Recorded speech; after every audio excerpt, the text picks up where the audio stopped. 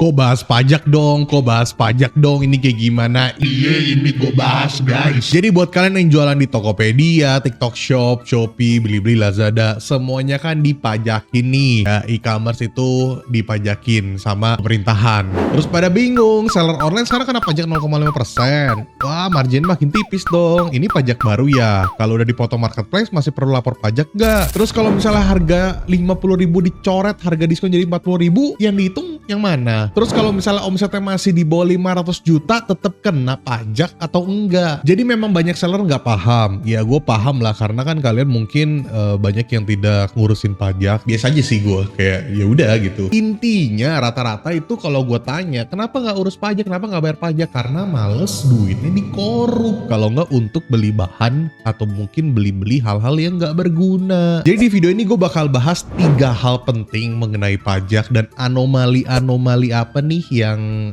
beredar di internet ya. Jadi coba kesampingkan dulu mengenai statement-statement kalian, pola pikir kalian, atau mungkin para buzzer-buzzer ya. Di sini gue hanya mencoba menjelaskan menjadi kacamata orang biasa dan kacamata seller online. Jadi santai aja guys. Tapi sebelum itu seperti biasa guys, boleh kali untuk like dulu video ini sebagai bentuk terima kasih dan apresiasi kalian, karena gue telah membuat video ini untuk kalian yang karena kalian udah terlalu bawel. Gue tunggu sampai tahun ketiga. 1, 2, 3. Thank you guys yang udah like. Kita masuk ke topik pembahasannya. Yang pertama, sebenarnya itu pajak baru atau mungkin pajak yang memang sudah ada. Jadi jawabannya ini adalah pajak yang sudah ada guys. Jadi ini bukan pajak baru ya. Jadi banyak stigma-stigma yang muncul mengatakan bahwa ini pajak baru, padahal ini bukan pajak baru. Jadi memang sistemnya aja yang tadinya kita biasa ngurus sendiri, ini sekarang kita sebagai seller langsung otomatis kepotong di sistemnya platform marketplace. Jadi pajak yang dibebankan itu memang skema pajak yang sebelum-sebelumnya. Jadi kalau misalnya kita lihat, marketplace ditunjuk sebagai pemungut PPh pasal 22.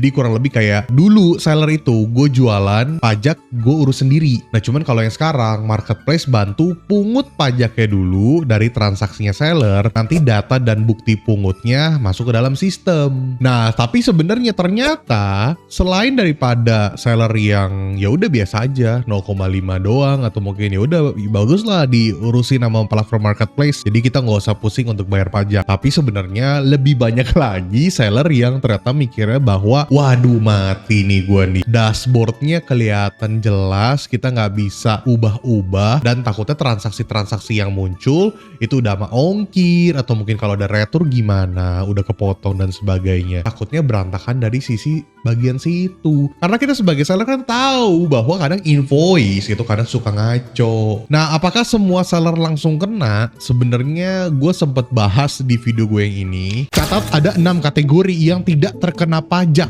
Jadi kalian harus tahu nih kategorinya ada apa aja. Kan udah ada beredar di internet ya guys, katanya ini marketplace mau dipajakin. Nah jadi kita harus tahu nih ada 6 kategori yang tidak dipajakin. Yang pertama, pedagang kecil dengan omset di bawah 500 juta per tahun. Jadi kalau misalnya belum menyentuh 500 juta per tahun, toko kamu itu bebas dari potongan pajak. Anda hanya perlu memberikan surat pernyataan omset kepada pihak marketplace sebagai bukti. Yang kedua, penjual yang punya surat keterangan bebas SKB pajak.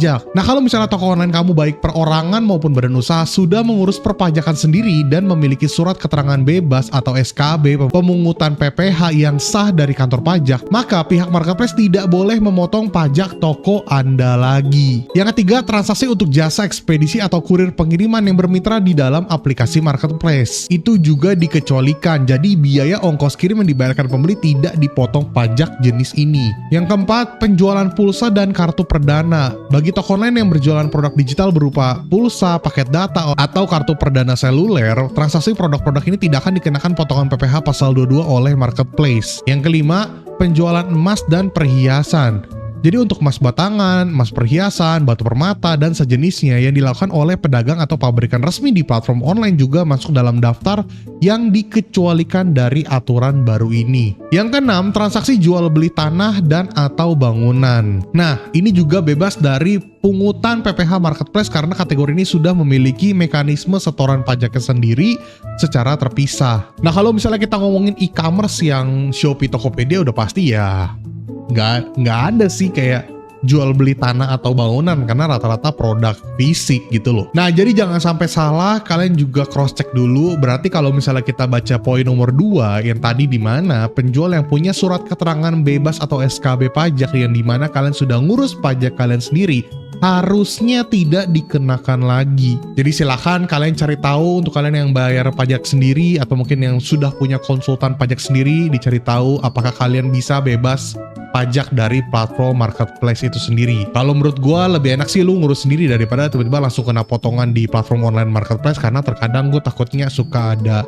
error. Ya YTTA aja lah buat kalian yang udah tahu soal online tuh kayak gimana. Mention, tag, dan share ke teman kalian buat yang masih bingung soal perpajakan ini. Nah, jadi kalian paham ya, jadi meskipun omset lu orang di bawah 500 juta yang which means sebulan kurang lebih di bawah 50 juta omsetnya lah ya, itu bukan berarti lu bisa tenang-tenang aja, karena tetap lu harus buat laporan. Nah, udah gitu takutnya yang salah kaprah adalah 500 juta atau mungkin omset tuh berapapun itu tidak dihitung dari satu toko, tapi dari seluruh toko yang lu punya dalam platform e-commerce, apalagi dalam satu NIK atau satu nomor KTP lu. Jadi sebenarnya yang bikin ribet adalah gimana cara membacanya, terus pemungutan pajaknya, terus cocokin datanya. Nah, ini adalah hal baru untuk para seller, orang pajak, dan orang platform e-commerce. Jujur emang pemerintah sih bilangnya, kemarin sempet gue nonton podcastnya tuh bilang kayak yang e-commerce duluan aja karena lebih gampang. Gampang dari mana? Justru karena lu bilang gampang, karena lu nggak tahu lebih detail sistem di e-commerce itu seperti apa. Jangan main bilang asal gampang-gampangnya cuma naruh 0,5% di dalam platform e-commerce dia doang. Ada hal yang lebih ribet daripada itu. Nah, sekarang masuk ke pembahasan yang diributkan di sosial media. Pajak 0,5% ini dihitung dari mana? Karena kan secara realitanya, kalau kita compare dengan offline, kita ngomongin online aja nih, itu kan banyak biaya-biaya dari harga coret gimmick, harga coret beneran, ada voucher seller, voucher platform, ada cashback, guys, ongkir, promo, dan sebagainya lah. Nah, secara aturan di sini tertulis, pungutan 0,5% dihitung dari peredaran bruto yang tercantum dalam dokumen tagihan atau invoice, tidak termasuk PPN dan PPNBM. Jadi di bagian sensitifnya, peredaran bruto itu prinsip adalah nilai yang diterima atau diperoleh dari usaha sebelum dikurangi potongan penjualan, potongan tunai, dan potongan sejenis. Jadi pada poinnya adalah seller harus lihat nilai transaksi yang tercatat sebagai peredaran bruto di dokumen tagihan marketplace. Nah, jadi gue juga udah mencoba untuk memverifikasi dari pihak Shopee dan TikTok Shop dan sebagainya, karena harusnya harganya itu adalah setelah diskon harusnya. Cuman kan kita nggak tahu nih, namanya sistem masih baru banget, terburu-buru banget, takutnya malah error atau gimana. Mungkin bisa terjadi kayak, oh mungkin dari harga sebelum coret, nanti mungkin pas pelaporan tahunannya kalian bisa masukin biaya-biaya itu. Cuma kan ribet ya, ribet banget gitu, mau gila kalau ngurusin kayak gituan, ya gak sih guys? Jadi gue akan lebih suka bahwa pemotongannya itu setelah harga coret dan sebagainya. Karena kan kalau misalnya di offline pun biaya-biaya kayak diskon-diskon gitu ya bisa kita taruh ya kan. Cuman kalau di online kan karena semua transaksinya secara digital, pemotongannya digital, takutnya nanti ada ngebug atau error atau mungkin malah salah. Jadi bisa dibilang kan kalau dari FAQ-nya Shopee juga dibilang bahwa kalau misalnya ada terjadi retur atau mungkin komplain, pengembalian barang dan sebagainya, harusnya nanti sistem akan menyesuaikan lagi.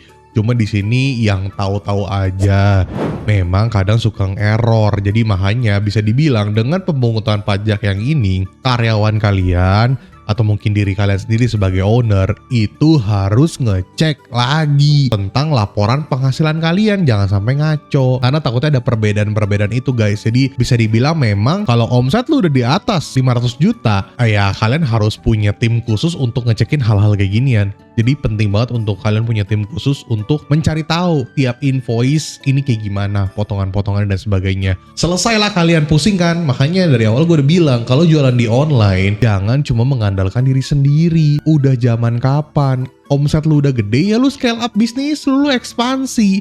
Lu punya karyawan, kalau misalnya lu punya tim marketing boleh, kalau lu pengen outsource marketing biar nggak pusing juga boleh, lu outsource tim marketing. Finance lu bisa outsource juga kalau lu pusing, konsultan pajak dan sebagainya. Karena gue pribadi pun gue pakai konsultan pajak. Apakah gue bisa hiring orang pajak? Ya bisa aja, cuman gue mending pakai yang lebih profesional karena gue juga ribet kalau misalnya harus ngurusin SDM gue sendiri. Nah terus kalau misalnya pajaknya udah dipotong sama platform e-commerce nih, Apakah urusan pajak lu orang udah selesai? Jawabannya adalah Tidak segampang itu, Ferguson.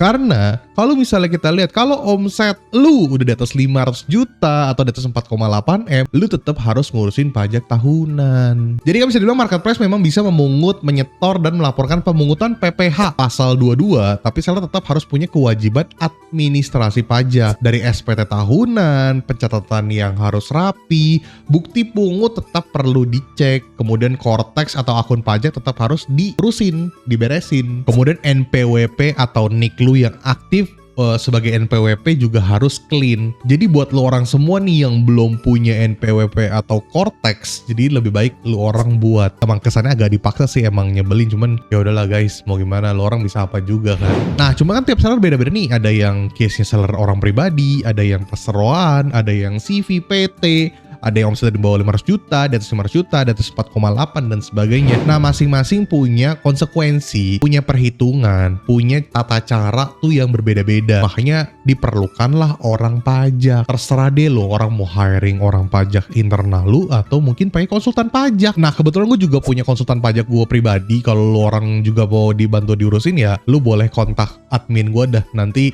gue bisa minta diskon lah sama konsultan pajak gue, biar lo orang pakai konsultan pajak gue aja daripada lu bayar lebih mahal kan. Jadi lo orang harus ngecek nih. Cuman kan yang bahaya kalau misalnya lo orang belum pernah ngurus pajak ya guys, karena lo harus ngecek nih status pajak lu tuh apa, terus omset lu sebenarnya totalnya tuh berapa, bentuk usaha lu apa, terus lu pakai PPh final atau tarif umum, terus pungutan marketplace ini jadi pelunasan final atau kredit pajak, terus bukti pungutnya sudah masuk atau belum, dan sebagainya lah. Pokoknya ribet lah. Ini bukan area gue sebenarnya guys. Cuman yang pasti adalah lu orang harus pastiin data di marketplace lu itu sesuai dengan punya lu sih guys. Kayak nih KTP, NPWP lu, kemudian Cortex lu harus pastikan juga aktif. Kemudian juga memang lu harus ada orang yang bisa mendownload laporan keuangan di marketplace, karena itu bakal jadi perhitungan yang bakal lu pakai untuk pengurusan pajak. Nah, terus kalau misalnya kalian omsetnya masih di bawah 500 juta, kayak di Shopee udah keluar ya, kayak lu bisa download dokumennya, lu isi, dan lu bikin surat pernyataan bahwa omset lu masih di bawah 500 juta, jadi lu tidak dikenakan pajak dan tidak ada pemotongan pada platform e-commerce pada toko lu. Ya, lu orang mending ngecek dah. Cuman gue sih tahu banyak dari lu orang yang omsetnya di atas 500 juta, omsetnya di atas 4,8 M per tahun. Kalau kalian belum ngurusin pajak, jadi silahkan diurus guys. Nah, cuman yang gue takut adalah takut banyak seller yang main asal kenaikan harga nih. Misalnya 0,5 ya udah tinggal naikin 0,5 atau nggak apa lah 0,5 dong, gak usah gue adjust harga, terserah lu orang. Tapi kalau misalnya ngomongin kayak PPN 11% dan sebagainya, nah ini yang harus lu cross check, karena tadi yang gue bilang setiap toko punya case yang beda-beda. Omset lu berapa, status lu apa, itu kan beda-beda nih. Nanti lu harus make sure dulu sama orang pajak, jadi lu bisa hitung actualnya lu harus ada kenaikan di harga berapa. Dalam artian kalau misalnya 11% bukan berarti lu harus naikin 11% guys, karena yang seperti lu orang tahu bahwa kalau misalnya customer belanja di online ini sih tidak kena, kayaknya setahu gue tidak ada potongan 11%. Tapi kan kalian yang dibebankan nih untuk SPT tahunannya. Nah, kalian nanti bisa diakalin, dalam artian diakalin dalam jalurnya legal ya guys. Jadi kalian urus-urus nanti baru ketemu final, berarti harus kenaikannya di sekian persen. Jadi bukan matok di 11%. Takutnya perubahan algoritma terjadi, produk lu jadi terlalu mahal daripada harga market. Karena di sini ada seller-seller yang omsetnya mungkin di bawah lu, mungkin orderan lu gila banget, tinggi banget, lu naikin harga terlalu agresif. Nah, bahaya juga buat toko lu. Jadi pada intinya 0,5 ini masih jadi bahan perbincangan, cuman harusnya adalah harga setelah diskon. Cuman kayaknya sih nggak dikurang voucher ya guys. Cuman kalau gimmick diskon harusnya sih dikurangi, cuman nanti kita tunggu lebih detailnya nanti, karena ini masih baru banget beritanya, jadi cukup simpang siur. Ada yang bilang dari bener-bener dari harga sebelum diskon, ada yang bilang setelah diskon, jadi masih bener-bener simpang siur. Dan gue juga nanya konsultan pajak gue pun, ini masih baru banget, pasti nanti kemungkinan besar ada revisi. Biasanya udah terjadi baru ada revisi, karena ya di sini gue hanya bantu menyuarakan biar pemerintahan juga atau mungkin orang pajak itu bisa melihat video-video gue di sosmed, gak cuma di YouTube, supaya mereka tahu bahwa biaya-biaya yang ada di dalam marketplace tuh gini-gini loh. Terus kenapa gak segampang itu, gak semudah itu. So guys, good luck buat kalian semua. Tenang aja, kalian tetap percaya sama gue bahwa, cuman yang lucu tuh statement yang katanya, kata pemerintahan ya, katanya kan Ini kita dipajakin online gara-gara supaya offline bisa bersaing dengan online. Dan offline itu banyak yang ngeluh soalnya online itu nggak kena pajak. Kenyataannya offline aja banyak yang nggak bayar pajak ya. Itu poin pertamanya. Yang poin kedua lah, gue nggak berani jamin offline lebih murah daripada online. Kenyataannya sih kalau gue tahu ya struktur harga jual, mindset toko-toko offline, rata-rata sih selalu lebih mahal daripada online. Kecuali lu belinya grosir dan sebagainya, mungkin bisa lebih murah daripada di online karena untuk dijual lagi. Cuman kalau B2C ke customer, rata-rata sih lebih mahal daripada online ya. Cuman gak usah terlalu pusing guys, karena stigmanya jangan sampai berubah. Karena ini pajak memang harusnya memang lu bayar sebagai pengusaha. Cuman kan mungkin yang seperti awal gue bilang, terkadang kita nggak mau bayar pajak karena kita benci, kita kesel karena pemakaian anggaran dipakai untuk hal-hal yang nggak berguna. Atau mungkin yang hal-hal lain atau korupsi lah. Good luck buat kalian para seller, semoga terbantu dengan video gua. Semangat terus dan ditunggu update-update-nya. Dan ingat kalau misalnya kalian butuh bantuan untuk konsultan pajak, gua bisa provide kalian karena gue punya kenalan juga. Jadi sekalian dah tuh, toko lu pengen gua naikin, gua scale up, lu bisa pakai jasa gua. Kalau misalnya mau pakai konsultan, bisa pakai orang gua juga. Jadi kan enak, lu orang tinggal terima beres, lu orang pusingin soal human resource dan packingan aja lah. Sampai lupa. Kalau misalnya teman-teman di sini yang pengen beli digital course gue, bisa ke link di bawah sini. Dan untuk teman-teman semua di sini yang pengen pakai jasa konsultan gue, atau mungkin toko lo orang pengen gue urus iklannya, gue manage dan sebagainya, hubungi ke nomor di bawah ini. Nomor tersebut hanya untuk kebutuhan jasa gue saja. Dan Rio Gandhi, peace out. Sekali lagi ucap terima kasih, jangan lupa untuk like, komen, dan subscribe, dan ditunggu konten-konten Rio Gandhi yang lain. Dan kalau misalkan punya pertanyaan atau mungkin punya hal-hal yang perlu gue bahas, tulis di kolom komentar, karena Rio Gandhi pasti akan speak up dan bela seller. Ya, gua adalah orang yang suka bela seller di sosial media, gua keluar-keluar. Gua nggak tahu hal yang lain. Jadi hidup Rio Gandhi ya guys. Tim Cuan Rio ya guys. Oke guys, ini udah jam 4 subuh ya. Orang pasti udah tahu lah ya bahwa gue syuting subuh-subuh ya. Tiada hari tanpa Rio Gandhi tidur tidak subuh. Gue masih mau lanjutin kerjaan. Dan gimana 77 kalian kemarin? Semoga bagus. Ini gambaran sedikit 77 gue hasil klien gue kemarin, jadi lumayan mantap lah. Oke guys, sekali lagi ucapkan terima kasih. Jangan lupa untuk like, komen, dan subscribe. Rio Gandhi